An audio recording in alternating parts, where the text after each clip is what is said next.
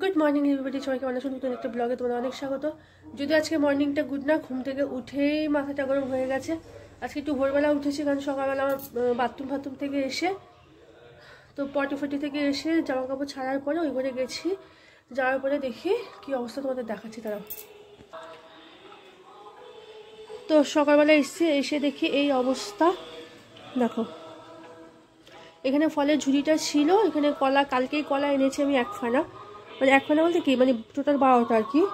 আর এই যে কলা ফলা খেয়ে দেখো এখানে কি করেছে, পুরো খেয়েছে, খেয়ে সমস্ত লন্ডভন্ড করেছে। তো খেয়েছে বলে সেটা এর আগেও অনেকবার খেয়ে গেছে, সেটাতে কোনো ইস্যু না, কারণ আমাদের আর এখন শীতকাল বলে তোমার সমস্ত জানলা ফাল্লা বন্ধ করে রাখি। এই দিকের জানলাটা একটু দেখো, এই দিকে যে বারান্দা জানলাটা একটা পার্ট খোলা ছিল, তো এই দিক দিয়েই এসছে। আর সমস্ত আর বারান্দা, রান্নাঘর, ডাইনিং রুম সমস্ত কিছু বন্ধ, নিচ দিয়ে এসে এই জানলাতে ঢুকে এই কাণ্ড করেছে। খেয়ে গেছে, রাতে তো কোনো ইস্যু নেই, মাথাটা গরম হয়নি, কারণ এর আগে অনেকবার খেয়ে গেছে। মাথাটা গরম হয়েছে কিসের জন্য তুমি দেখো, মানে কি বলবো আর, মানে এই যে কম্পিউটারে এখানে পটি করে রেখে গেছে, আরো কি অবস্থায় দেখো। তো দেখেছো, বিছানার উপরে উঠে পটি ফটি করে রেখে এই মানে তোমার পুরো মাখামাখি করে গেছে। আমাকে সমস্ত এখন কাচতে হবে।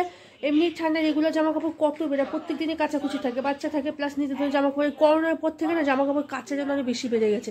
আর এই সমস্ত লেপ তোষক আমাকে এখন কাচতে হবে। বলো, সকালে একটু রান্না করলাম, অর্ধেকটা রান্না করেছি, করে এখন অনেকটা বেলা হয়ে গেছে যদিও, তো ওই করে টুরে নিলাম। যা কালকের কিছু ভেজানো ছিল সেইগুলো কেচে ফেচে মিলে আসলাম। এখন এইগুলো পরিষ্কার করব। বলো কেমন মাথাটা গরম হয়।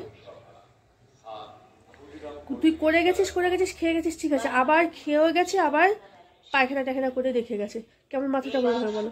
এখন এগুলো পরিষ্কার করবো, মানে ভাবলে আমার মাথাটা চক্কর দিচ্ছে আর কি। কি জ্বালা, তোমাদের কাদের ওখানে এরকম ভাম্বিয়ালে উৎপাত করে। এখন না শীতকাল জানলা ফালা বন্ধ রাখি, কিন্তু গরমকালে সম্ভব বলে জানলা ফালা বন্ধ করে থাকা সব সময়?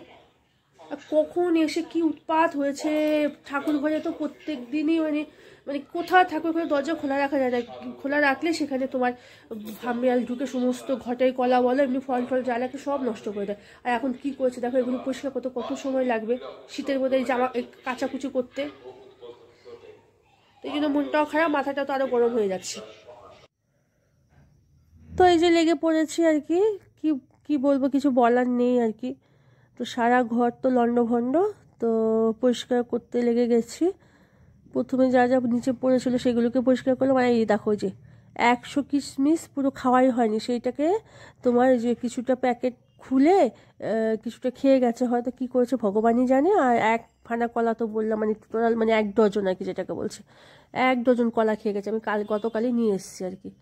তো এগুলো একটু টুকটাক পরিষ্কার করে নিলাম, আর মুখে একটু মাস্কও পরে নিয়েছি। কি বিচ্ছি ব্যাপার না, মানে ভালো লাগছে না আর কি। এমনি ঠান্ডা, তার মধ্যে আর এই সমস্ত করতে তো আরও দম বেরিয়ে যাবে।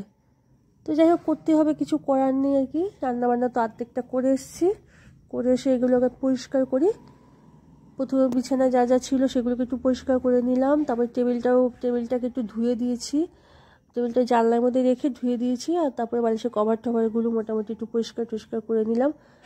পরিষ্কার কি, মানে এগুলোকে খুলে ধুতেই হবে আর কি। প্রথমে ঘরটাকে না একবার একটু মুছে তারপরে এগুলো পরিষ্কার করবো, পরে আবার মুছবো অবশ্য। প্রথমে একটু আগে ওপরটা মুছে নিলাম একবার করে, তারপর এবার বালিশের কভার টভারগুলো ছাড়িয়ে সমস্ত কিছু আলাদা করে এগুলো এখন যাবো নিচে ধুতে। ঠান্ডার মধ্যে বিরক্ত লাগছে একদম। যাই হোক, কপালটাই আজকে খারাপ, কি বলবো, আর কিছু বলার নেই। আর এখন তাহলে যাবো, বিছনা চাদর ফাদর সবই তুলতে হবে, ঠিক আছে। তো যাই হোক, সবাই ভালো থাকো। আমি কাজ